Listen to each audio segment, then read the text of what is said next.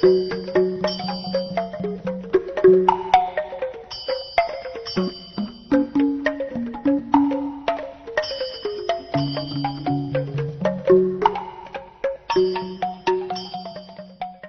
သနာတော်နှစ်2558နှစ်ကောဇာတက္ကရာ1386ခုနှစ်တော်သရင်လပိကျော်9ရက်2014ခုနှစ်စက်တင်ဘာလ18ရက်မန္တလေးတိုင်းဒေသကြီးချမ်းရည်သာဆန်မြို့နယ်82လမ်း29 30လမ်းကြားဓမ္မမန္တအတွင်းဝယ်တတိယအကြိမ်မြောက်ဆင်းရဲခြင်းပါပြုလုပ်အပ်သည့်ဖျားသုံးစုမြတ်စွာဘုရားဗုဒ္ဓပူဇနီယပွဲတော်အကျိုးဓမ္မသဖြင့်အခမ်းအနား၌မန္တလေးမြို့ကွယ်လွန်သူကျေးဇူးရှင်ဖခင်ကြီးဥယုံစိန်အာရီချူရည်စူး၍စနီးတော်ချာချာနှင့်သာသမီများစိန်ရဏအထည်ဆိုင်မိသားစုတို့၏အမတဒါနဓမ္မဒါနအဖြစ်ဖြင့်ဟောကြားအပ်သောလူနှင့်စကားတတိထားအကြောင်းတရားဒေသနာတော်ဒီကနေ့ညတပါးသဘင်ခန္ဓာကိုရှင်ဘုန်းတော်သခင်ရှင်တော်မြတ်ဖရာ၏မဟာကရုဏာဂုဏ်ကိုအာယုံပြုကာတိကျူဖွဲ့ဆိုအပ်သောဝန္ဒနာပနာမအာတိတဂါထာကိုရွတ်ဆိုပူဇော်ခြင်းဖြင့်စတင်ကြရအောင်ယောကပကောတိဟိပိအပမေယံကာလံကရွန်တောတိဒုက္ခရာနိခေရံကတောလောကဟိတယနာထောနမောမာကာရုဏိကတတတ္တယောနာထောဝိနိယမြာစွာတတ္တဝါဤချမ်းသာစီပါလိုလားတောင်းတကုံပေါင်းခါသဖြင့်နာထမြညာခြင်းရှင်တော်မြတ်ဖရာသည်ကပ္ပဂေါတိဟိပိဂရေကဘာအရေးအတွက်သင်္ချာတို့ဖြင့်တော်လဲအဘေမေယံရေအတွက်တိုင်းတာဖော်ပြခြင်းငါမစွမ်းနိုင်ပါသောကာလလေးအသင်ချေသိမ့်နေကဘာရှိကြသောကာလပတ်လုံးလောကဟိတယတတ္တလောကဤအကျိုးစီးပွားအလုံးငါအတိဒုက္ခရာနိဥ္စာအသက်ချေလက်အင်္ဂါမေတ္တာကြီးမှသမိတာနှင့်တထာဇနီဆွန်ခြင်းကြီးဟုချက်တိထဝေငါးသွဲအစုအလုံးခဲရင်တော်မူလို့ကိုကရွန်တော်ဘုရားဖြစ်ရန်ရည်တန်ကြိုးကုပ်အထုတော်မူရသည်ဖြစ်၍ခေရန်လက်ချင်းမျက်လုံးအသက်ဆုံးလည်းရဲ့နှလုံးစိတ်ဝံကိုရောဤပင်မညင်းတို့ကတောဘဝတဏ္ဍိဋ္ဌံများစွာရောက်တော်မူကြရရှာလေပြီ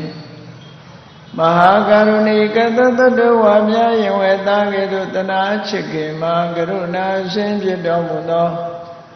တသနာတသဝိနည်းများစွာတတ္တဝါဤချမ်းသာစီးပွားလိုလားတောင်းတဂုံပေါင်းခါသဖြင့်နာထမြညာ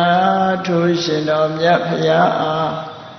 နမောယုတိပြောင်းပြော့မှန်ကိုလျော်၍ကရောယုကျိုးရှိခိုးခြင်းသည်အထုဘဝတုစင်စစ်မသွေဖြစ်ပါစေတည်း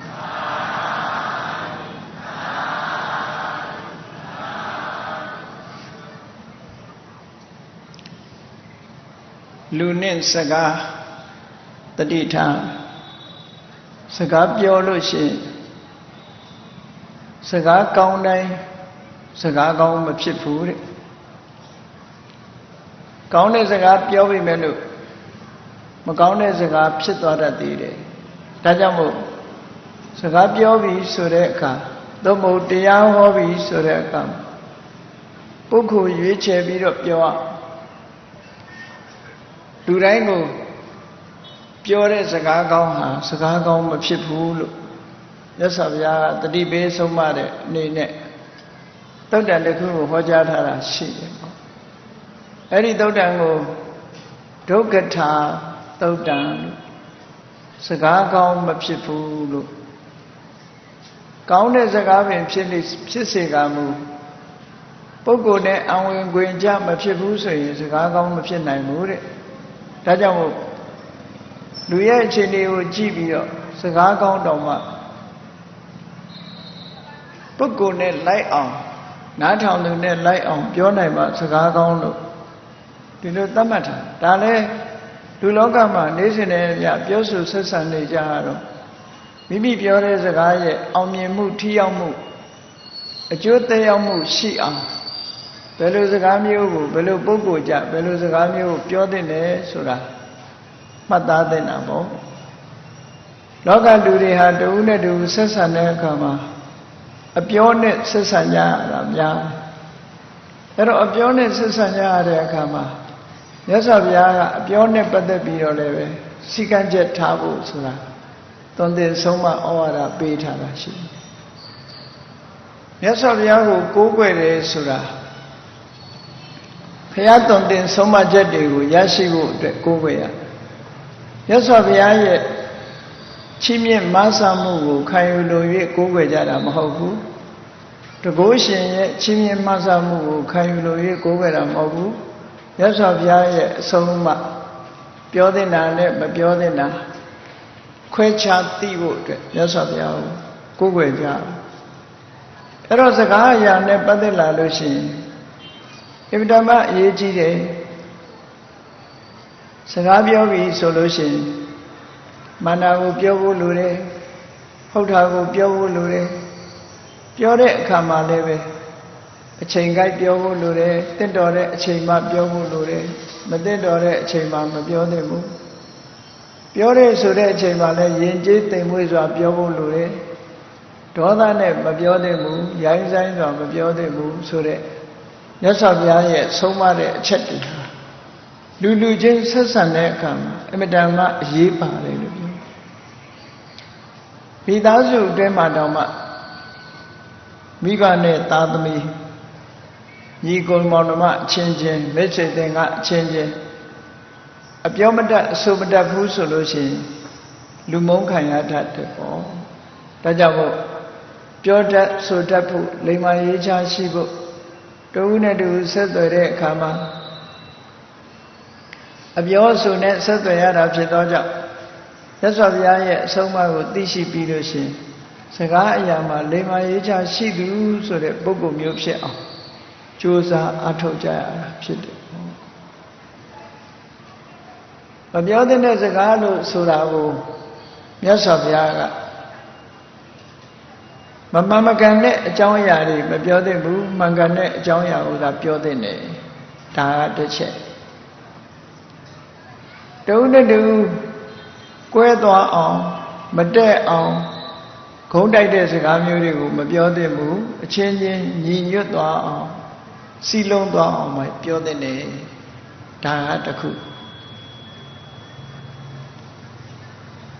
ကြမ်းတမ်းရိုင်းပြတဲ့စကားမျိုးကိုမသုံးသင့်ဘူးယဉ်ကျေးသိမ်မွေ့စွာ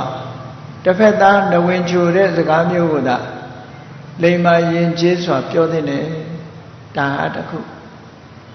စကားပြောပြီဆိုရင်ကောင်းကျိုးချမ်းသာ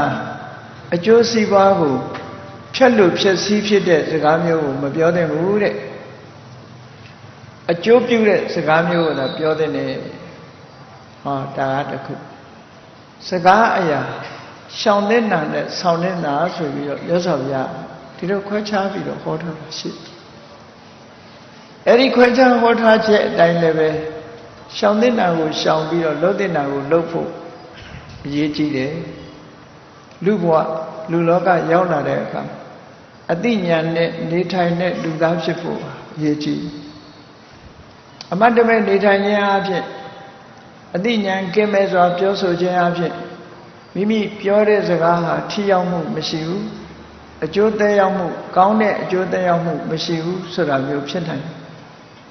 တယ်ဒါကြောင့်မို့ဒီကနေ့ဟောမယ့်မြတ်စွာဘုရားရဲ့လူနဲ့စကားတတိထားဆိုတာဒီသုတ်တံမှာပါတဲ့ဆုံးမသွန်သင်ချက်လေးတွေဟာအင်မတန်မှမှတ်သားစရာကောင်းတယ်နောက်တစ်ခုကျတော့စကားကောင်းမယ်ဖြစ်စေကမူလိုက်နာကျင့်သုံးတဲ့စကားလုံးနဲ့လိုက်နာကျင့်သုံးမှုမပြုတဲ့စကားဆိုပြီးတော့နှစ်ခုရှိသေးတယ် Sayami Vadika, Bibido yet. To be Tata Midi, Soma Ora Bija, Lanya Mutuja. I don't know Lanya Mutuja Kama. Laina do see the loom, Malina do let see. Laina Lucian, Gonyu Chanari, Yavi, Malina Wusi, Job Shitum Mushima, Hofu. Yes, of Yaya, Soma, let Toduwe. Yes, of Yagaro, the Rwari, Joe, Lulalu. Joshi, Joshi John, Soma Ora, Hoja Soma, Mugera, Chidi. Todo Pia Soma, Laina Repogo, Shidalu, Malina Repogo, Leshi. Laina Repogo, Gonyu Chanari, Yabi, Malina Repogo, Gonyu Chanari, Yawu. Edo Puniro de Ria. Yes, of Ya Soma will do the Laina me so that can you jet table?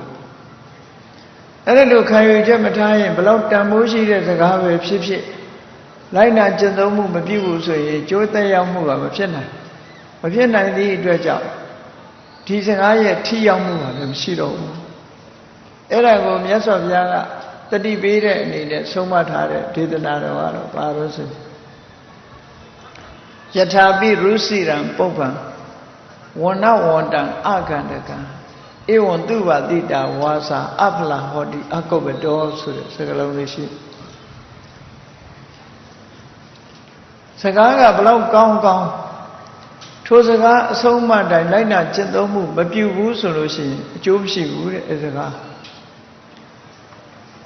Count as a car and ship Jobshi wood. Pane Ugama do say. A sena labido, a namashi de pango, payare poco duha. Panye a labo, Chiama Chedo leve. Which I net an answer to Yama Hofu. Or Bibi so net and they have you to Mayabu. A sen little lava yet, a nanga magamu. Comyade a namayabu, Sura Lue. So much as a gao, Malina Rusureha. A namashi de Panyu, Pantaya the Lue Chibe. Sagave, Pate Miro, Conjo Chanda, Yanama, Mobu, Tilusula. A Lina Gendamu solution. Pane Ugama do solution. A sen lare, a nale muire. Eri a sen nam, a sen la viro, a nam muire bangle, Payame solution. A sen la genial, Chishu de Bogore, Jadi Shipira. A nam with it, maybe like Kone Yanango, Nanshuade, Pawajing a Boguri, Kone Yanan, Nanshuadi, Sechinuri Yajari. Napenawa, Joshi the Lu, no Noama, Joshi the Lu.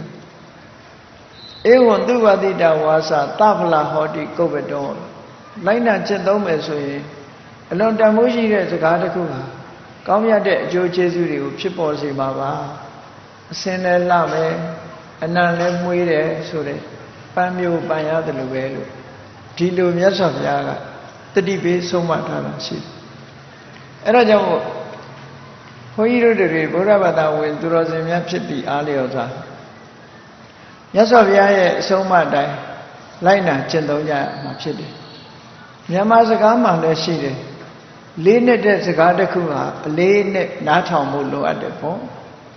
Lean it as a Gadakuha, a lean and Namata Wu solution, Popia Pity. Tajamo Shiga Yamazagabo Nema Piora. Town done net Saga, yelling Popia Suramu. Sagadakuha, Town Tambiro, Tambushi, Sagamio by Pissy. Yedan Duilushi, to the guy at Damuha, Yoja Donani. Tajamo. A lean Madaya Mediama, a lean Madabu Luade. Now the Kua of Georgia, the guy go Tamushi Yadakua. Tamushi and Niahu, don't chamadale, to get Tamus or a Delamashid. Kata be defeated. No? If the Matamushi de Kata the Kua, Lina Tendolo, Kone Kata the Kua. The Chenlo Biro, so be like Lucy, Tamuha Yoja Bani, Tilole Surashi. Eh, Dajamo Sagasa Galu, so that I may ဘလောက်ပဲကောင်းတဲ့စကားပဲဖြစ်ဖြစ်နားထောင်တဲ့ပုဂ္ဂိုလ်လိုက်နာတဲ့ပုဂ္ဂိုလ်နဲ့အဝင်ခွင်ကြဖြစ်ဖို့လိုအပ်တယ်ဒါကြောင့်မို့လူနဲ့စကားတတိထားဖို့လိုအပ်တယ်ပေါ့စကားပြောတိုင်းဟာကိုပြောတဲ့စကားဟာဘလောက်ကောင်းတဲ့စကားပဲဖြစ်ဖြစ်ကိုပြောတဲ့စကားကိုနားထောင်နေတဲ့ပုဂ္ဂိုလ်ဟာဘယ်လိုပုဂ္ဂိုလ်မျိုးလဲဆိုတာကြိုတင်ပြီးတော့သိထားသင့်တယ်ပေါ့အဲ့ဒီလိုမဟုတ်လို့ရှိရင်ကိုပြောတဲ့ထောင်တန်စကားတော့မဟုတ်သိမ့်ချီတန်တဲ့စကားတန်းချီတန်တဲ့စကားဟာ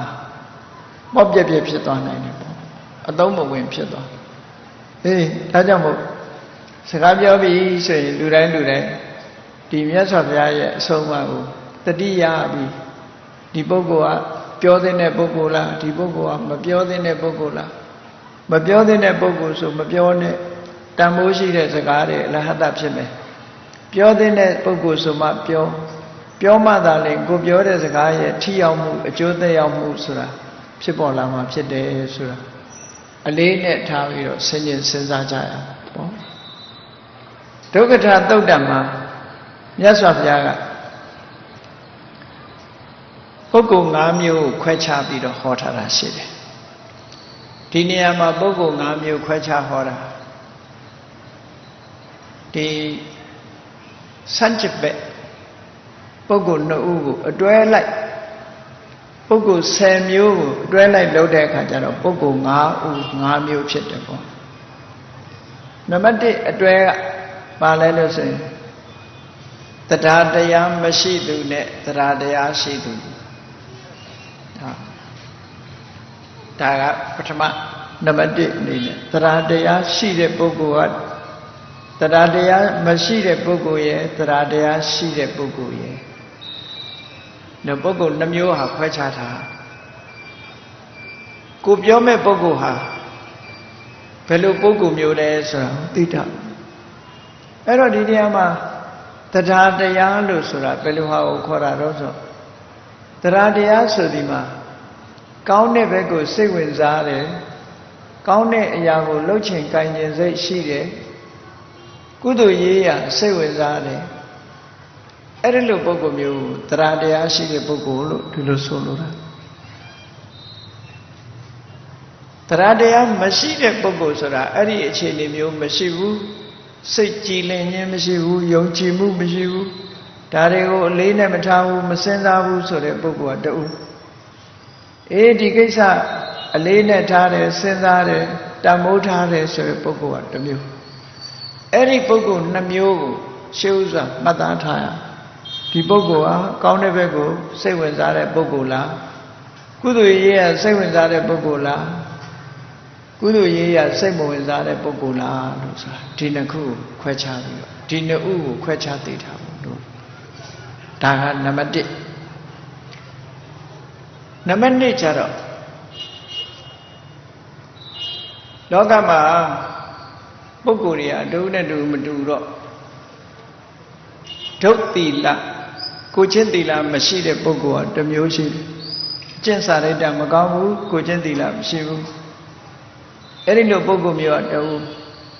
နောက်သူနဲ့ဆန့်ကျင်မဲ့နောက်တူကကိုချင်းသီလနဲ့ပြည့်စုံတယ်သီလဝန္တပုဂ္ဂိုလ်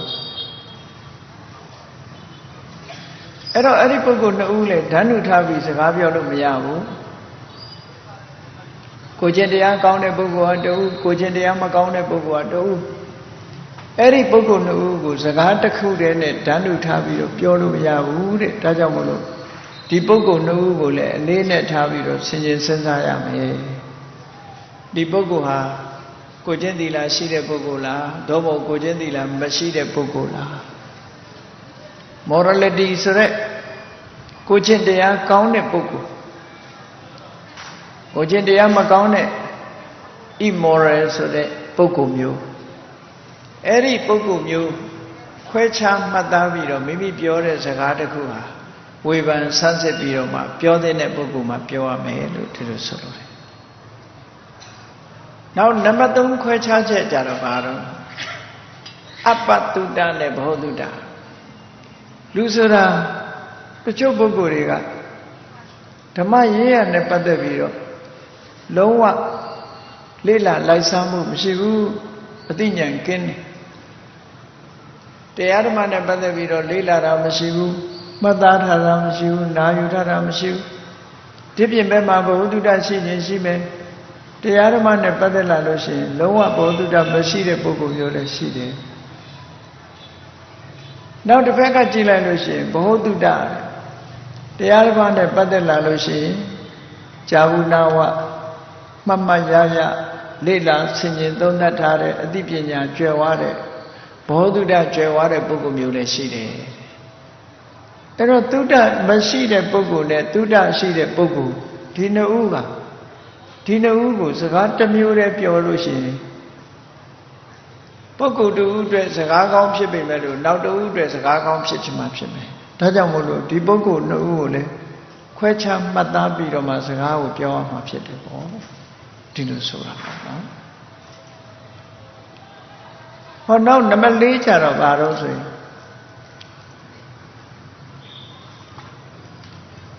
Lucera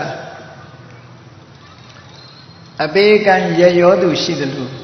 Namyoton do Leshida Koshida Bedugoma Madaravu so the Lumiori Leshi Eri Lumiori go misery look hot Koti out here comes out could have a chibe. Now so much go me that suit at Damabe. Me that suit down, Madarare Bogumu did it. Erilu, misery, so Namyoton to the Bogumu at the U. On now the Kuchara Sagawa Solo Dade Generosity Yayore Beijing Canyon, Dunya, you cheated. Namyoton to move Meshibu, so the Bogumiato. Eron Namyodu, Manamyodu, the Bogu no level, Sakata Mure, Pioyo, Tizagaha, Sagam, Piana, Bogu like Matata Muduad. Goes a Gapiore Bogu Diaha Namyoton to the Bogula, Dobo. Sono nena candade bogo mula sura chia. Erama cheap bidoma sakabio to sura. On other good pure message. Namanga Bogo Nuga Topiana Adipia Machine Bogo Mua the music. Pegasa Mamaso singing Sensatamu Meshivu. Adipinya Mashivu.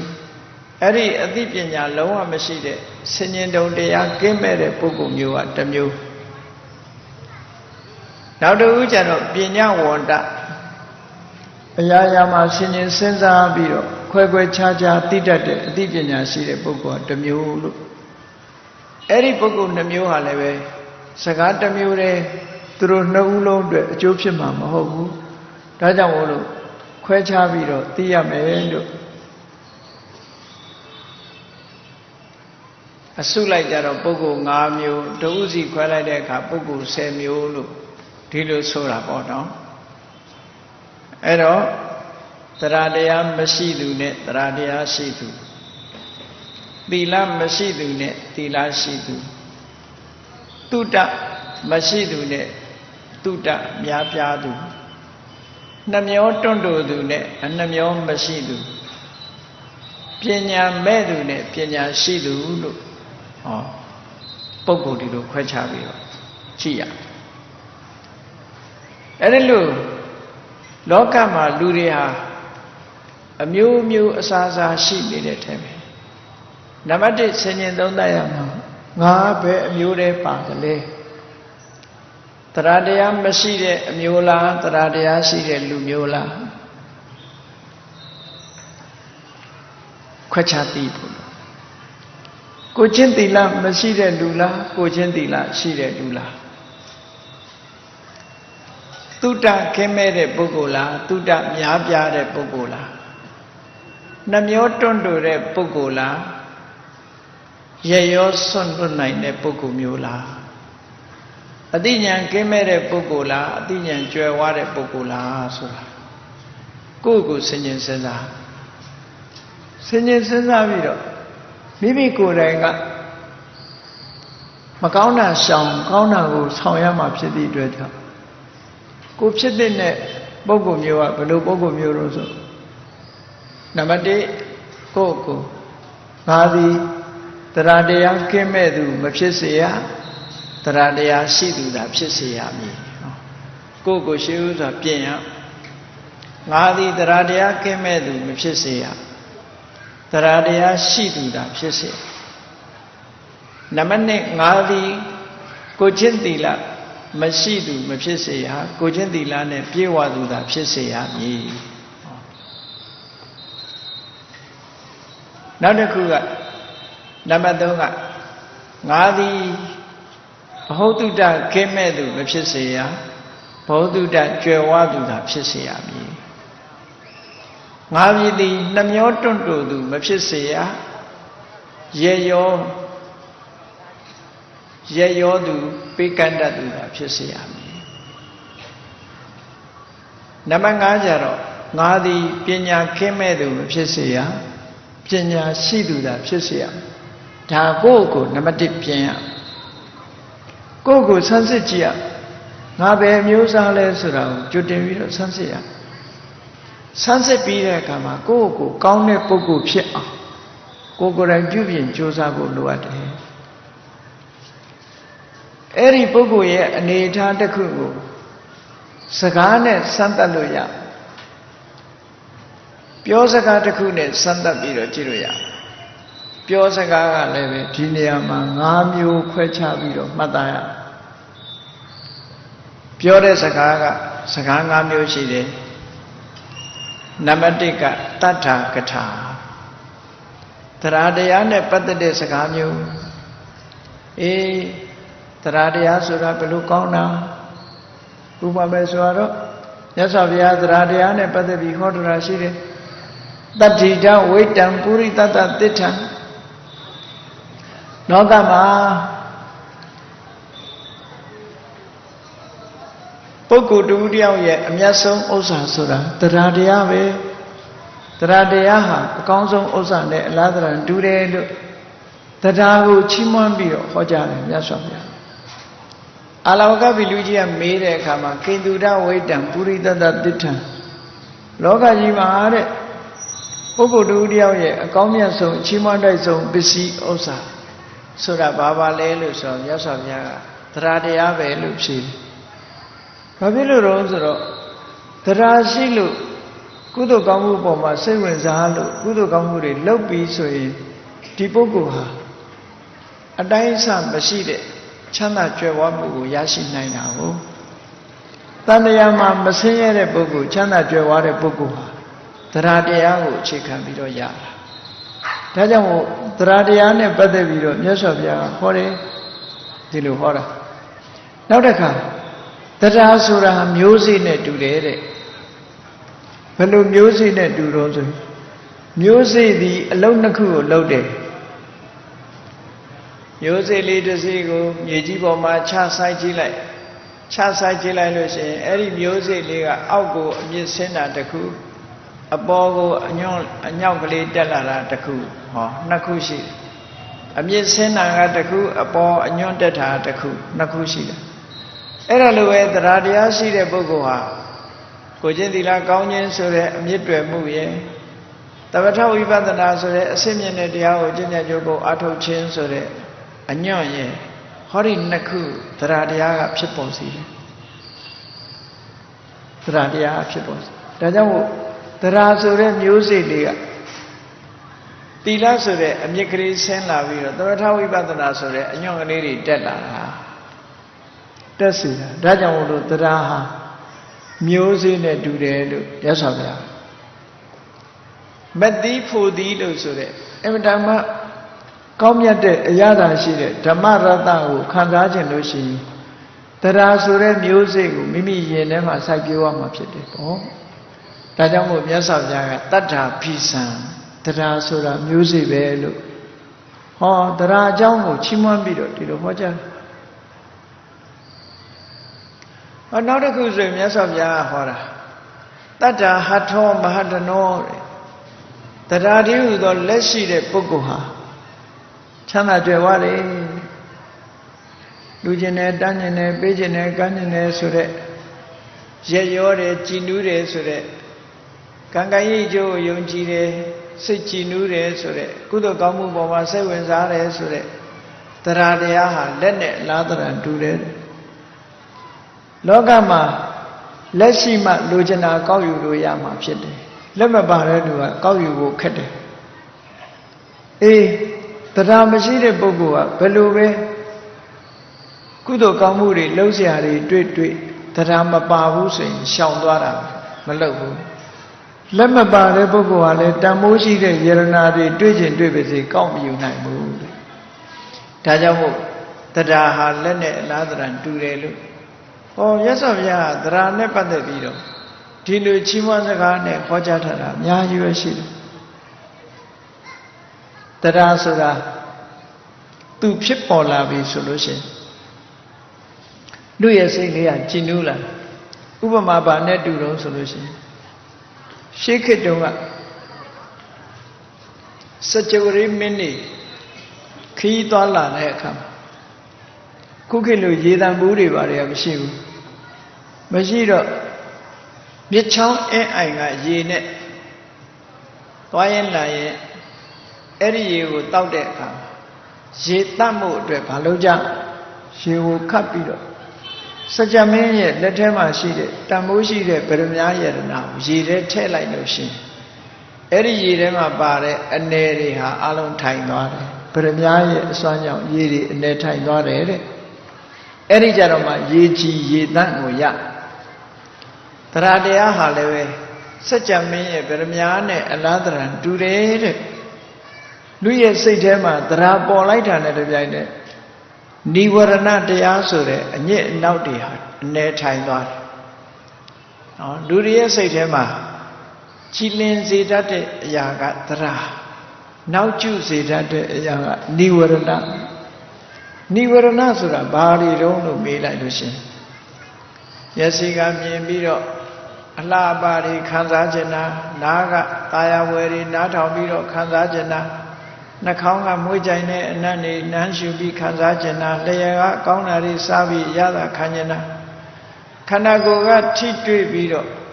အရသာခံခြင်းနာလို့ဆိုတဲ့ကာမဂုဏ်အာယုန်တွေနဲ့ပတ်သက်ပြီးတော့လိုချင်တောင့်တမှုဆန္ဒဖြစ်နေတဲ့ကာမိဆန္ဒလိုချင်မှုလောဘတွေလွှမ်းမိုးနေတဲ့အချိန်အဲ့ဒါဟာစိတ်ဟာညှဉ်းနှွမ်းနေတာပဲလို့ဆိုအဲ့ဒီကာမဂုဏ်အာယုန်ဒီဘောမှာလိုချင်တန်တဖြစ်နေတဲ့လောဘဆိုတဲ့အညစ်အကြေးကိုအနေထိုင်သွားအောင်ဘယ်သူကလုပ်လို့ရတော့ဆိုဟောဒီကုသိုလ်ကောင်းမှုပေါ်မှာစိတ်ဝင်စားတဲ့တရားတရားလေးဝင်လာလိုက်တာနဲ့တပြိုင်နက်အဲ့ဒီအကုသိုလ်ကာမိဆန္ဒဆိုတဲ့အညစ်အကြေးဟာအနေထိုင်သွားတယ်ဒါကတစ်ခုနောက်တစ်ခုစိတ်ရဲ့အညစ်အကြေးကလူဆိုတာအလိုကျနေရင်တစ်မျိုးအလိုမကျဘူးဆိုလို့ရှိရင်ဆိုပါစို့ကလေးတွေစိတ်ကောက်နေပြီဆိုရင်ထမင်းကျွေးလို့လည်းမရဘူးเนาะချော့စိတ်ပြေသွားသည့်ဒီအောင်ချော့ကြအဲ့ဒါလိုပဲလူတွေရဲ့စိတ်ထဲမှာလည်းအလိုမကျဖြစ်နေပြီစိတ်ကောက်နေပြီဆိုရင်ဗျာပါဒဆိုတဲ့ဒေါသတရားကလွှမ်းမိုးထားအဲ့ဒီဗျာပါဒဆိုတဲ့ဒေါသတရားဟာစိတ်ရဲ့အညစ်အကြေးတစ်ခုပဲအဲ့ဒီစိတ်ရဲ့အညစ်အကြေးကိုလည်းသူ့တဏ္ဍာထဲမှာတရားဆိုတာလေးဖြစ်ပေါ်လိုက်တာနဲ့တပြိုင်နက်စိတ်အလိုမကျတာတွေအကုန်ပျောက်သွားပြီးတော့အနေထိုင်ပြီးတော့ကြည်လင်သွားတယ်စัจ जा မင်းရဲ့ဗရမ ्या ယရနာထည့်လိုက်တာနဲ့ရေလေးဟာကြည်သွားတယ်လို့ကြည်သွားတယ်လို့ဒီလိုဆိုတာပေါ့ဟောတရားတရားနဲ့ပတ်သက်ပြောတဲ့စကားတွေကိုတတ္တာကထာစကားတရားနဲ့ပတ်သက်တဲ့စကားဟောသုတ္တန်တကူမှာဆိုရင်မြတ်စွာဘုရားကတတ္တာသာဓုပဋိဋ္ဌိတာတဲ့ကိုယ်တဏ္ဍာမှာတရားတရားရှိနေတာကောင်းတယ်တရားတရားရှိနေမှာကောင်းတယ်ဘာဖြစ်လို့တော့စိတ်ကြည်နူးမှုတွေရှိနေမှာကုသိုလ်တရားတွေဆိုတာဖြစ်တာတရားရှိမှကုသိုလ်ဆိုတာဖြစ်တာဒါကြောင့်မို့တရားဝင်လာလို့စိတ်ကလေးကြီးလာပြီဆိုရင်និဝရဏဆိုတဲ့အညစ်အကြေးတွေဟာကင်းဝေးသွားကင်းဝေးသွားတဲ့အခါကျဘာလို့တော့စိတ်ကလေးကကြီးလာတယ်အဲ့ဒီကြီးလာတဲ့စိတ်ကလေးကြောင့်မို့လို့ ဒါနလုပ်တယ်သီလစောင့်တည်တယ်ကမ္မထာဘာဝနာပွားများအထုတ်တယ်ဥပုသ်စောင့်တယ်ဆိုတဲ့ကုသိုလ်ကောင်းမှုတွေဖြစ်ပေါ်တယ်စဉ်းစားကြည့်နေစိတ်အလိုမကျဖြစ်နေတဲ့ပုဂ္ဂိုလ်တယောက်ဟာအိမ်ရှိတဲ့ဘုရားတောင်ပန်းဟိုလဲမှာမဟုတ်ဘူးရှေချမ်းတို့စီမီတို့ပန်းတို့လူတန်းမှာမဟုတ်ဘူးစိတ်ကြီးနေမှဩဘုရားပန်းလူအောင်မှာပဲရှေချမ်းလေးကောင်းအောင်မှာပဲစီမီလေးလူအောင်မှာပဲဘုရားရှိခိုးအောင်မှာပဲဆိုတဲ့အတွေးတွေစိတ်ကြီးနေတဲ့အခါမှာဖြစ်ပေါ်တတ်တဲ့အတွေးတွေပဲတရားတရားကင်းမဲ့နေလို့စိတ်မကြည်ဘူးဆိုရင်ဒီအတွေးတောင်မပေါ်နိုင်ဘူးတဲ့ဒါကြောင့်မို့လို့လောကမှာကုသိုလ်လုပ်တာအခုလိုတရားပွဲလာပြီးတရားနာသွားအောင်မယ်ဆိုတာလဲစိတ်ကြည်နေလို့လာတာအဲ့ဒီကြည်လင်းနေတဲ့တရားတရားဆိုတဲ့ဒီစိတ်ရဲ့အကြည်ဓာတ်ကလေးပေါ်လာသည့်အတွက်ကြောင့်မို့ကောင်းတဲ့အလုပ်တွေဟာလုပ်ဖြစ်တာဖြစ်တယ်ပေါ့ဒီလိုတရားတရားရဲ့စွမ်းအားတွေနဲ့ပတ်သက်ပြီးတော့တန်ဖိုးရှိပုံမြတ်စွာဘုရားဟောတာကိုတတ္ထာကထာလို့ခေါ်တယ်အဲ့ဒီတတ္ထာကထာဆိုတဲ့ဒီစကားလုံးတစ်ခုတရားတရားနဲ့ပတ်သက်ပြီးတော့ပြောတဲ့စကားတွေဟာတရားတရားဟာအမှန်တမ်းကောင်းတယ်တရားတရားရှိသည့်အတွက်ကြောင့်ကုသိုလ်ကောင်းမှုတွေလုပ်တယ်ကုသိုလ်ကောင်းမှုလုပ်သည့်အတွက်ကြောင့်ဖြစ်လျာဘဝမှာရုပ်အစဉ်ကြည်လင်တယ်နော်စီစဉ်ဥစ္စာတွေကျွယ်ဝတယ်ကျမ်းမာရေးကောင်းတယ်သက်ရှည်တယ်စတဲ့တရားတရားရဲ့အကျိုးကျေးဇူးတွေကိုဟောပြောနေတဲ့အခါမှာနားထောင်တဲ့ပုဂ္ဂိုလ်တွေမှာတရားတရားကင်းမဲ့သူတရားတရားရှိသူလို့နှစ်ဦးရှိတဲ့တည်းပဲတရားအကြောင်းပြောနေလို့ရှိရင်တရားတရားကင်းမဲ့သူကဒီစကားကိုနားထောင်ရင်မှုသူကဘာဖြစ်လို့တော့သူ့မှာရှိမှမရှိတာသူ့မရှိတော့ဘာပြောလဲဒါတွေလာမပြောနဲ့နားကြီးတယ်ဒီလိုဖြစ်သွားတာနော်အဲ့တော့တရားတရားနဲ့ပတ်သက်တဲ့စကားတစ်ခုဟာတရားရှိတဲ့ပုဂ္ဂိုလ်အတွက်မှကောင်းတယ်တရားတရားမရှိတဲ့ပုဂ္ဂိုလ်အတွက်မကောင်းဘူးတဲ့စကားကောင်းမဖြစ်ဘူးအဲ့ဒါကိုမြတ်စွာဘုရားကဒီသုတ်တံမှာဘယ်လိုဟောတော့ဘယ်လိုတတိပေးတော့ဆိုအတ္တတတတတ္တကထာဒုက္ခထာအတ္တတတတရားတရားမရှိတဲ့ပုဂ္ဂိုလ်အားတရားတရားပြောပြတဲ့တရားတရားနဲ့ပတ်သက်တဲ့စကားဟာဒုက္ခထာစကားကောင်းမဖြစ်ဘူးစကားကတော့စကားကောင်းမယ်ဒါပေမဲ့တရားတရားကင်းမဲ့တဲ့ပုဂ္ဂိုလ်ကိုသွားပြီးတော့အဲ့ဒီစကားသွားပြောလို့ရှိရင်သူနဲ့ဓာတ်မတည့်ဘူးသူမကြိုက်ဘူးပေါ့ဒါလိုဆိုလိုတာပေါ့နော်အေးအဲ့ဒါကိုဘုရားကရှင်းပြတော့အတ္တတော်တတ္ထာကထာယကိစ္စမာနာယတရားတရားကင်းမဲ့နေတဲ့ပုဂ္ဂိုလ်ဟာတရားတရားနဲ့ပတ်သက်တဲ့တရားစကားတရားတရားကိုချီးမွမ်းတာတွေပြောမယ်ဆိုရင်ဘာဖြစ်လဲစိတ်ထဲမှာမကြိုက်ဘူးမကြိုက်ရုံနဲ့မကဘူးကုပ္ပတိစိတ်ဆိုးတယ်ဟောစိတ်ဆိုးလာတယ်ဗျာပစ္စတိမကြည်မနှက်တွေဖြစ်လာတယ်ပဋိဋ္ဌိယတိတင်းမာလာတယ်တရားတရားနဲ့ပတ်သက်တာတွေပြောရင် तू ကတင်းမာလာနားညိတယ်မပြောနဲ့ဒီလာပြီးဒီလိုဖြစ်တာတင်းမာလာဒါတွေမကဘူးကောပင်္စဒောသင်္စဘာတုကရောတိအပိစင်္စဘာတုကရောတိစိတ်ဆိုးတာမကြည်မနှက်ဖြစ်တာဒါတွေပါ तू ကထုတ်ဖော်လာတယ်နှုတ်ကလည်းထုတ်ပြောခြင်းပြောလာမယ်မျက်နှာကြီးကတင်းရင်တင်းလာမယ်ဒီလိုတွေမကျင်တတ်တာတွေကိုဖော်ပြလာလိမ့်မယ်တဲ့ဘာဖြစ်လို့တရားတရားမရှိတဲ့ပုဂ္ဂိုလ်ဟာတရားတရားနဲ့ပတ်သက်တဲ့စကားကိုနားမထောင်နိုင်တာလဲလို့ဆိုလို့ရှိရင်တဲ့အဲ့ဒီကောင်းမြတ်တဲ့အရေးချင်းတစ်ခုဖြစ်တဲ့တရားဆိုတဲ့စွမ်းအင်လေးအရေးချင်းလေးတစ်ခုသူ့တဏ္ဍာမှာ तू မတွေ့ဘူးသူ့တဏ္ဍာမှာ तू မရှိဘူးမရှိသည့်အတွက်ကြောင့်မရှိတာကိုပြောနေတဲ့အခါသူ့မရှိတဲ့ဂုဏ်ကြီးကိုချီးမွမ်းပြောနေတဲ့အခါမှာအဲ့ဒါကြောင့် तू ပီတိသောမနတမဖြစ်နိုင်ဘူးတဲ့ပီတိပမောဇ္ဇနှစ်ချိုက်ခြင်းဝမ်းမြောက်ခြင်းဆိုတာမဖြစ်ဘူးဒါကြောင့်မို့သူ့စိတ်ထဲမှာမကြေမနက်မနှစ်မြို့တာမဖြစ်သည့်အတွက်ကြောင့်အတ္တတတတတ္ထာကထာဒုက္ခထာဟော तू မကြေမနက်ဖြစ်တယ်ဒါကြောင့်မို့တရားတရားမရှိတဲ့ပုဂ္ဂိုလ်နာသွားပြီးတော့တရားတရားနဲ့ပတ်သက်တဲ့စကားပြောလို့ရှိရင်သူ့မှာနှစ်ချိုက်ကျေနပ်မှုမရှိသည့်အတွက်ကြောင့်စကားကောင်းမဖြစ်ဘူး မကြားခြင်းလို့ထသွားခြင်းလည်းသွားမယ်တားမြစ်ခြင်းလည်းတားမြစ်မယ်အဲ့တော့ပြောတဲ့စကားဟာအဆုံးသတ်ခြင်းမှလည်းတတ်ရဒီလိုဆိုလိုတာပေါ့အဲ့တော့စကားကောင်းမဖြစ်တော့ဘူးလို့မြတ်စွာဘုရားကဒါကြောင့်သရတရားနဲ့ပတ်သက်တဲ့တတ္ထာကထာမျိုးကိုပြောမယ်ဆိုလို့ရှိရင်ကိုပြောတဲ့စကားကိုနားထောင်နေတဲ့ပုဂ္ဂိုလ်ဟာသရတရားရှိတဲ့ပုဂ္ဂိုလ်ဟုတ်မဟုတ်ဟုတ်မှပြောပါမဟုတ်တာတော့ပြောရင်တော့ကိုပြောတဲ့စကားဟာထောင်တန်တဲ့စကားပဲဖြစ်စေစကားကောင်းဖြစ်မှာမဟုတ်ဘူးလို့လူနဲ့စကားတတိထားဆိုတာအဲ့ဒါပြောနော်လူရဲ့အခြေအနေကိုကြည့်ပြီးစကားတစ်ခုပြောကြဟုတ်ပြီနောက်တစ်ခုပြောမယ်ဆိုလို့ရှိရင်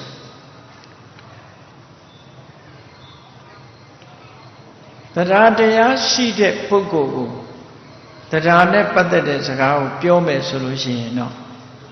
စကားကောင်းဖြစ်ပါတယ်ဒါကြောင့်မို့တတ္တကထာသူကထာ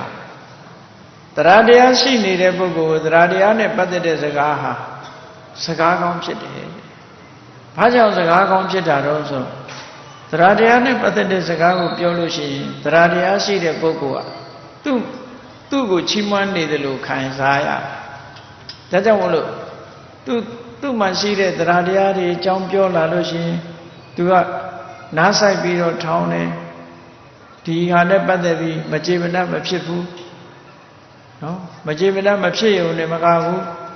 အဲ့ဒီတရားဆိုတဲ့ကောင်းမြတ်တဲ့အရေးချင်းတွေသူ့တဏ္ဍာမှာသူရှိထားတာဖြစ်သောကြောင့်ဒီစကားကြားလိုက်ရရင်ပဲသူကပီတိတွေဗမောဇာတွေဝမ်းမြောက်မှုတွေနှိမ့်ချမှုတွေသူ့တဏ္ဍာမှာဖြစ်လာဒါကြောင့်တရားတရားရှိသူအတွက်တရားနဲ့ပတ်သက်တဲ့စကားဟာစကားကောင်းဖြစ်ပါတယ်လို့မြတ်စွာဘုရားဒီလိုဟောတာဒါကြောင့်မို့တတ္တကထာကိုပြောတော့မယ်ဆိုလို့ရှိရင်တရားတရားနဲ့ပတ်သက်ပြောမယ်ဆိုရင်တရားတရားရှိတဲ့ပုဂ္ဂိုလ်ထံမှာရွေးပြီးပြောပါတခြားနေရာမှာတရားတရားမရှိတဲ့ပုဂ္ဂိုလ်ကိုသွားမပြောပါနဲ့သွားပြောလို့ရှိရင်အဲ့ဒီစကားရဲ့အကျိုးသက်ရောက်မှုထိရောက်မှုဆိုတာရှိမှာမဟုတ်ဘူးလို့ဒီလိုခွဲခြားပြီးတော့နားလည်ဖို့မြတ်စွာဘုရားဒီလိုဟောတာနော်နောက်တစ်ခါဒီအတိုင်းပဲနောက်စကားတစ်ခုကပါတော့ဆိုရင်သီလကထာကိုကျင့်သီလနဲ့ပတ်သက်ပြီးတော့ပြောတယ်အေးသီလရှိတဲ့ပုဂ္ဂိုလ်ဟာသီလံသက်ခတသောပန္နလူပြည်နတ်ပြည်ဆိုတဲ့ကောင်းတဲ့ဘုံတွေကိုသွားဖို့အတွက်ကိုကျင့်သီလဟာလေကားလိုပဲအင်တမတန်မိုးရှိတယ်ကိုကျင့်သီလရှိလို့ရှိရင်ကိုကျင့်သီလဆိုတဲ့လေကားပေါ်မှာဆောင်းနှန်းထိပ်ကားကြီးကနေတက်သွားလို့ရှိရင်နတ်ပြည်နတ်ချမ်းသာဆိုတာအလွယ်ကလေးပဲရတယ်ဒါကြောင့်မို့ကိုကျင့်သီလဟာလွန်တန်မိုးရှိတယ်သီလအကြောင်းတွေပြောလူရဲ့တန်မိုးဟာကိုကျင့်သီလပဲကိုကျင့်တရားကောင်းခြင်းဟာဖျားစုစုချီးမွမ်းအပ်တဲ့တရားတွေဖြစ်လို့အလုံးမဲ့တန်မိုးကြီးမားလာတယ်သီလံယောဂိတလင်္ကာရောသီလံယောဂိတမန္တနံသီလေဟိလင်္ကတောယောဂီမန္တနေအကတံကတောလောကမှာလူတွေစိတ်ရွှေယရနာတွေဆင်ကြတယ်အဲ့ဒီစိတ်ရွှေယရနာတွေဟာနော်တခါတရံမှသာတင့်တော်ဆင်လို့လှတယ်လို့ယူဆတယ်အမြဲတမ်းစိတ်ရွှေယရနာဆင်လို့တင့်တယ်တာမဟုတ်ဘူးဘလောက်ပဲစိတ်ရွှေယရနာတွေထင်ဆင်ထားတာလူရဲ့အယုတ်ဆင်းဟာတင့်တယ်လာမှုမရှိဘူးတဲ့အေးဘာစိတ်ရွှေယရနာမှမဆင်ဘူးကိုကျင့်သီလရှိတဲ့ပုဂ္ဂိုလ်ကိုကြည့်လိုက်အမြဲတမ်းစက်တည်ရှိနေဒါကြောင့်မို့သီလံယောဂိတလင်္ကာရောကမ္မထာအလုပ်ကိုအားထုတ်နေတဲ့ပုဂ္ဂိုလ်ဟာကိုကျင့်သီလပြည့်စုံတာနဲ့တပြိုင်တည်းအစဉ်တစားဆင်ထားသလိုပဲသီလံယောဂိတမန္တနံတကယ်ကိုလှပတဲ့စေတနာတစ်ခုပဲသီလေဟိလင်္ကတောယောဂီမန္တနေအကတံကတောသီလတစားနဲ့ဆင်ထားတဲ့ပုဂ္ဂိုလ်ဟာချီးမွမ်းเสียအလွန်ကောင်းတယ်အစဉ်တစားတွေထဲမှာသီလနဲ့တူတဲ့အစဉ်တစားဆိုတာတူတဲ့အစဉ်တစားမျိုးအခြားမှာမရှိနိုင်ဘူးလို့အဲ့ဒါလို့မြတ်စွာဘုရားသီလနဲ့ပတ်သက်ပြီးတော့ချီးမွမ်းပြောကြားမှုတွေကိုသီလကထာလို့ခေါ်တယ်နော် တီလဟာဘလောက်တန်ဖိုးရှိတယ်ဘလောက်အရေးပါတယ်ဆိုတာကိုထို့သုတ်တန်နေမှာမြတ်စွာဘုရားသီလံယာဝစရာတာတုတဲ့ကိုကျင့်သီလဆိုတာဟာအိုဒီထိအောင်ကောင်းတဲ့တရားတစ်ခုပဲနော်အိုဒီထိအောင်ကောင်းတဲ့တရားတစ်ခုဘယ်လိုကောင်းလို့ဆိုစဉ်းစားကြည့်လေလောကလူတွေဟာအဝတ်စားဝတ်ကြတယ်မိမိတို့ဝတ်စားတဲ့ဒီဇိုင်းသို့မဟုတ်နော်အသွေးအရာအစင်တစားတစ်ခုဝတ်တယ်ဆိုတာကလေးဝတ်တဲ့အစင်ကတစ်မျိုးလူလက်ပိုင်းဝတ်တဲ့အစင်ကတစ်မျိုးလူကြီးတွေဝတ်တဲ့အစင်ကတစ်မျိုးလူကြီးဝတ်တဲ့အစင်ကိုကလေးလေးဝတ်ရင်ဒီကောင်လေးကယူးချောင်ရောင်နဲ့တူပါတဲ့အဖိုးကြီးစင်ကြီးအဖွားကြီးစင်ကြီးဝတ်ထားတယ်ဆိုပြောခံမှာပဲနော်တခါအသက်အရွယ်ကြီးတဲ့ပုဂ္ဂိုလ်ကကလေးတွေဝတ်တဲ့အဝတ်မျိုးဝတ်ထားပြန်လို့ရှင်အေးဒီအဖိုးကြီးကလည်းသေကနီးမှတငယ်ပြန်နေတာလို့ပြောခံရမှာပဲ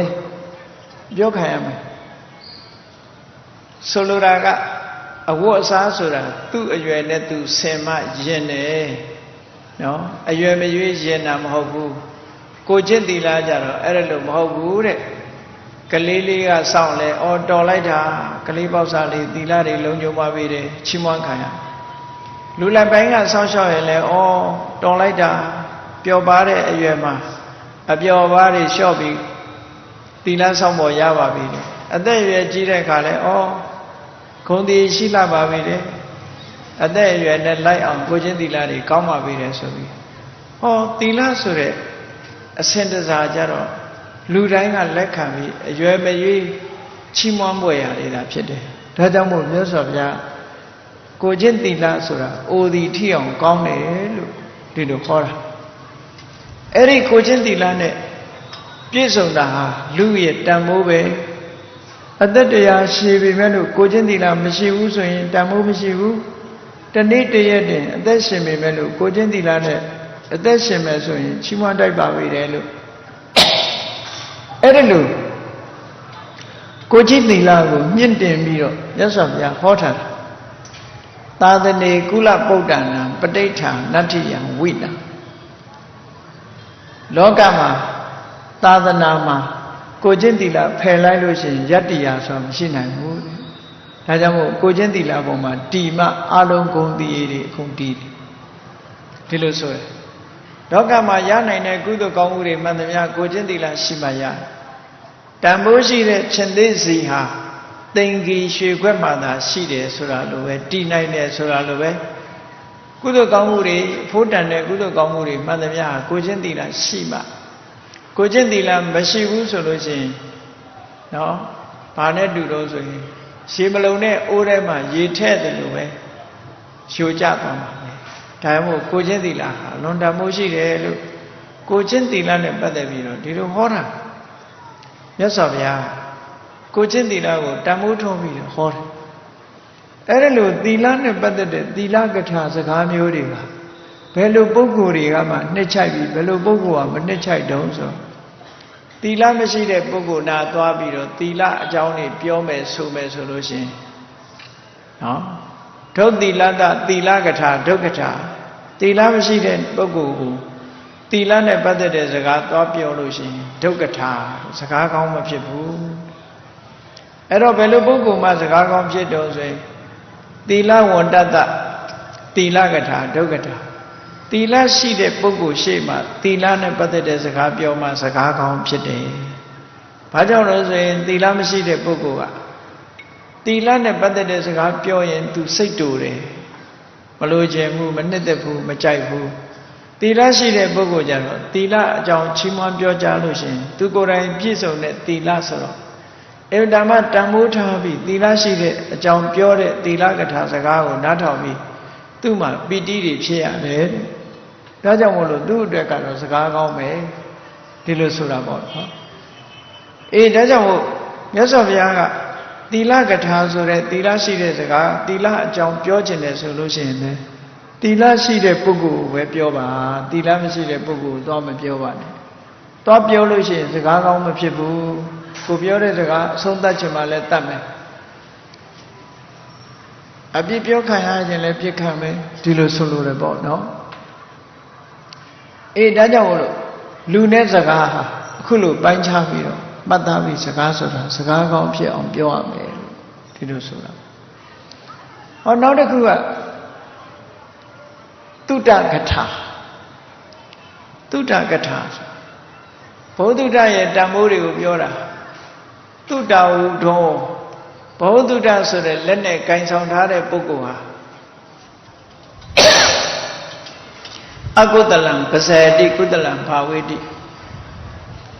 တာဝိဇ္ဇံပရိဝိဇေတိအနဝိဇ္ဇံခဏတိတိတုဒ္ဒဆိုတဲ့အကြောင်းမြင်ဘောဓုတလက်နဲ့ကင်ဆောင်ထားတဲ့ပုဂ္ဂိုလ်တရားဟာအကုသိုလ်ကိုဖယ်လှန်နိုင်ပြီးကုသိုလ်တရားတွေကိုရယူနိုင်တယ်အပြစ်ကင်းတာတွေကိုရှောင်ကျဉ်ပြီးတော့အပြစ်ကင်းတဲ့တရားတွေကိုရယူနိုင်တယ်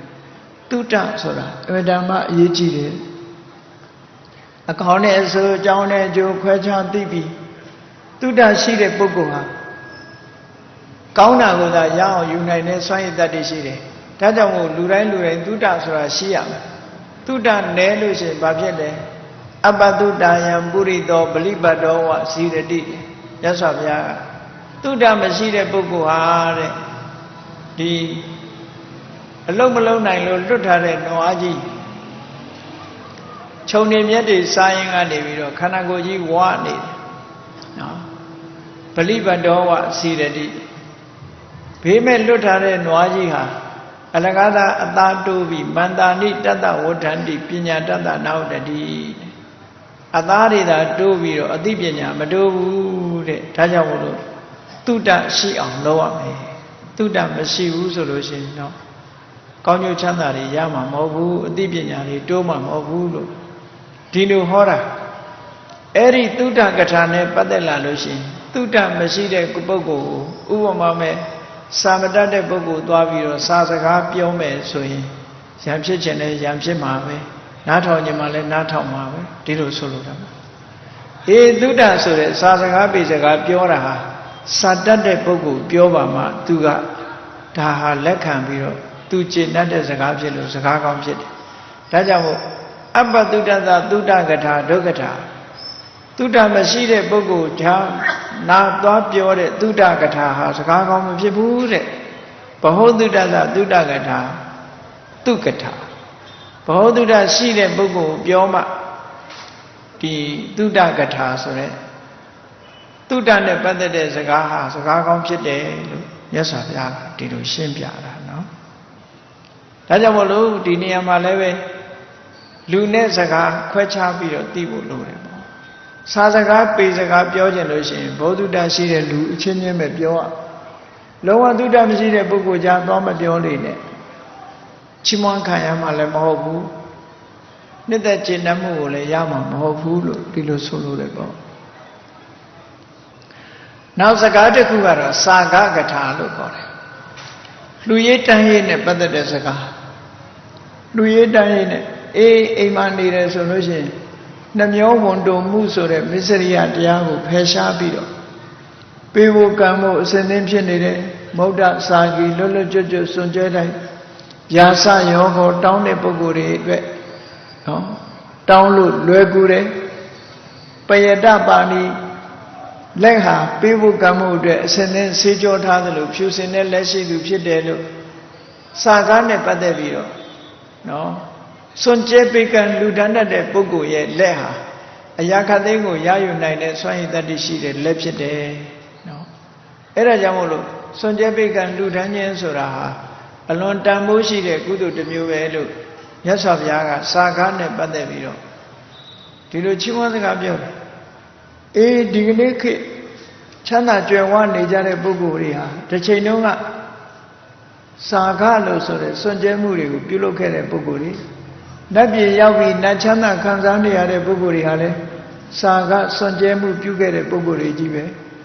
အလွယ်တကူကြွယ်ဝချမ်းသာနေတဲ့ပုဂ္ဂိုလ်တွေလောကမှာရှိတယ်လေဒါကကိုကြိုးစားလို့ကိုချမ်းသာတာပါလို့တချို့ကပြောကောင်းပြောလိမ့်မယ်သို့တော့စဉ်းစားကြည့်လေကိုကြိုးစားလို့ကိုရတယ်ဆိုတာမရှိဘူးမဟုတ်ဘူးရှိတယ်သို့တော့လူတွေကြည့်လူဘဝဝင်လာတဲ့အချိန်မှာ တယောက်နဲ့တယောက်မတူတယောက်ကဆင်းရဲတဲ့မိသားစုတွေကြောင့်တွားမွေးတယ်တယောက်ကချမ်းသာတဲ့မိသားစုတွေမှာတွားမွေးတယ်ဘာဖြစ်လို့ဒီလိုဖြစ်ရလဲဆင်းရဲတဲ့မိသားစုတွေတွားမွေးတဲ့ပုဂ္ဂိုလ်ကတစ်ချိန်လုံးကစာကဆိုတာမလုပ်ခဲ့တာပေါ့ချမ်းသာတဲ့မိသားစုတွေတွားပြီးတော့လူဖြစ်တဲ့ပုဂ္ဂိုလ်ကတစ်ချိန်လုံးကလူမှုတမ်းမှုဆိုတဲ့စာကတရားကြိုးစားအထောက်ခဲ့တဲ့ပုဂ္ဂိုလ်ဖြစ်တာပေါ့အဲ့ဒါကြတော့ကိုလုံးလို့ရတာမဟုတ်ဘူးနော်ကံတရားကနေခွဲခြားပြီးတော့ပို့တာလုံးလို့ကိုယ်တိုင်ရွေးရမယ်ဆိုရင်ချမ်းသာတဲ့မိဘပဲရွေးမှာပေါ့လူတိုင်းဟာတဲကုတ်သေးပဲရွေးမလဲတိုက်ပေါ်ပဲရွေးမှာပေါ့သို့တော့အဲ့လိုလုံးလို့ရလားဆိုမရဘူးကံကနေပြီးတော့စီမံဖန်တီးပေးလိုက်တဲ့အတိုင်းဆင်းရဲတာတို့ချမ်းသာတာတို့ဒီလိုဖြစ်တယ်ပေါ့ဒါကြောင့်မို့စာခနဲ့ပတ်သက်ပြီးကြည့်မယ်ဆိုရင်အေးလောကမှာစာခဆိုတဲ့တရားဟာကောင်းကျိုးချမ်းသာတွေပြည့်ဝပြီးစိစိမ်ဥစ္စာကြွယ်ဝခြင်းကိုဖြစ်ပေါ်စေတတ်တယ်လို့စာခလူမဲ့တန်းမဲ့လူတတ်တန်းတတ်တဲ့ပုဂ္ဂိုလ်တွေကိုအခုလိုစာခကထာနဲ့ပတ်သက်ပြီးတော့ချီးမွမ်းပြောကြအဲ့ဒါလို့ချီးမွမ်းပြောကြတဲ့အခါမှာမစ္စရိတစာခကထာဒုက္ကထာနှမျောဝန်တုတတ်တဲ့ပုဂ္ဂိုလ်ကိုစွန့်ကြဲဖို့ဆိုတာမျိုးသွားပြောလို့ရှိရင်တော့စကားကောင်းမဖြစ်ဘူးတဲ့သူကမှမပေးခြင်းမကမ်းခြင်းမလှူခြင်းနှမျောဝန်တုနေတာဖြစ်တော့လှူရေးတန်းရေးကိုလာပြောမယ်ဆိုရင်သူကရန်ဖြစ်မှာပဲကျင့်တတ်မှာမဟုတ်ဘူးဒါကြောင့်မို့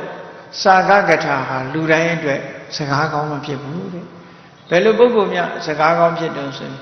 စာကဝတ္တောစာကကထာဒုက္ကထာအေးလူလို့တန်းလို့အမြဲတမ်းရေရောပြီးလူလေးတန်းလေးဝါသနာကြီးတဲ့ပုဂ္ဂိုလ်ကိုလူရေးတန်းရေးနဲ့ပတ်သက်ပြီးတော့ပြောမယ်ဆိုရင်တော့သူလူခဲ့တဲ့စာကတမ္ပရာဆိုတဲ့ဒီကိုချင်းတရားသူလုပ်ခဲ့တဲ့စာကတရားကိုသူက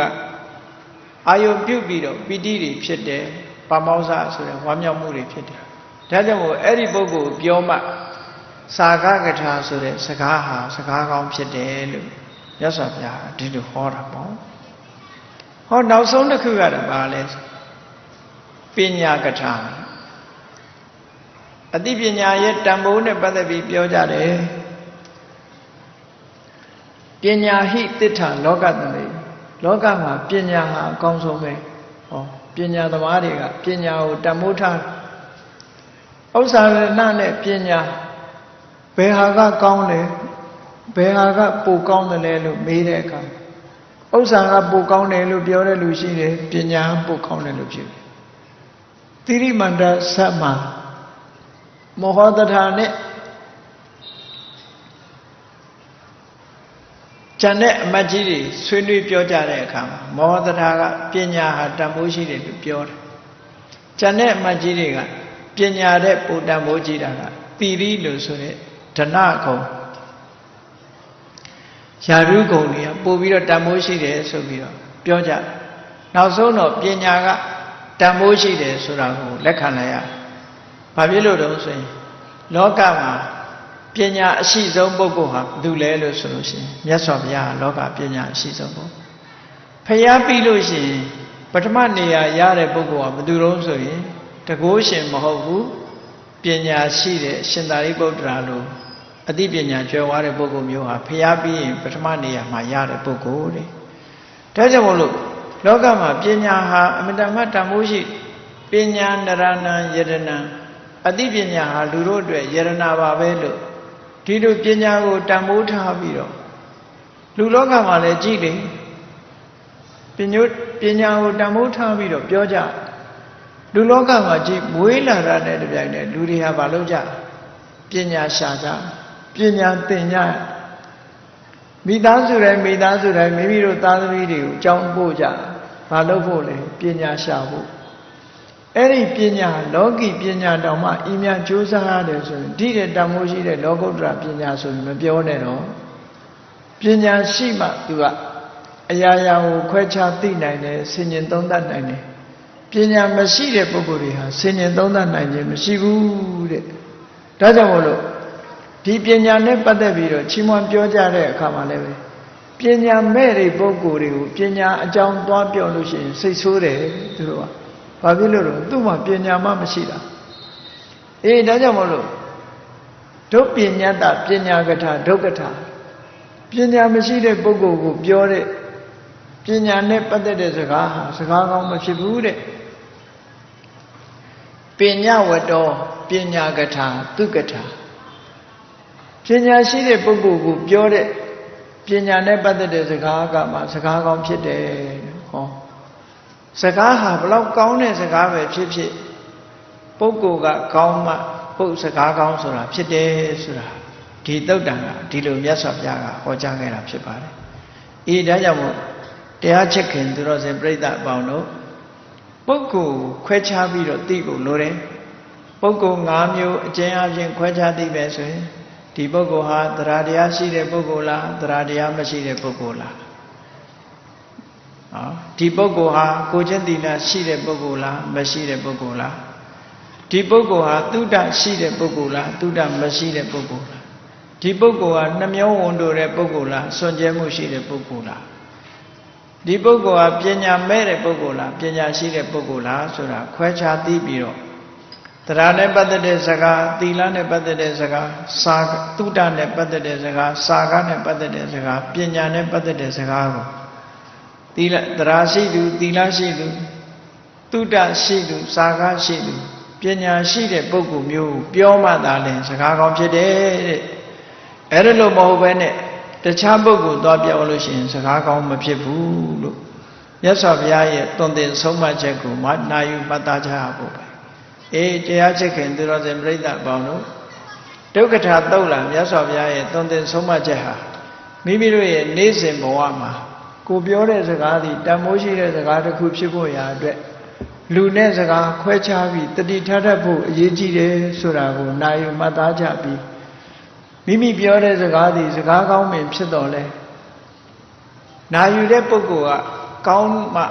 မိမိပြောတဲ့စကားဟာစကားကောင်းဖြစ်တယ်လူတိုင်းအတွက်စကားကောင်းမဖြစ်ဘူးဆိုတာကိုတတိထားပြီးပြောရေးဆိုတာနဲ့ပတ်သက်ပြီးလိမ္မာရေးချရှိအောင်ကြင်ကြံကြိုးကိုအားထုတ်တော်မူနိုင်ကြပါစေကုန်သတည်း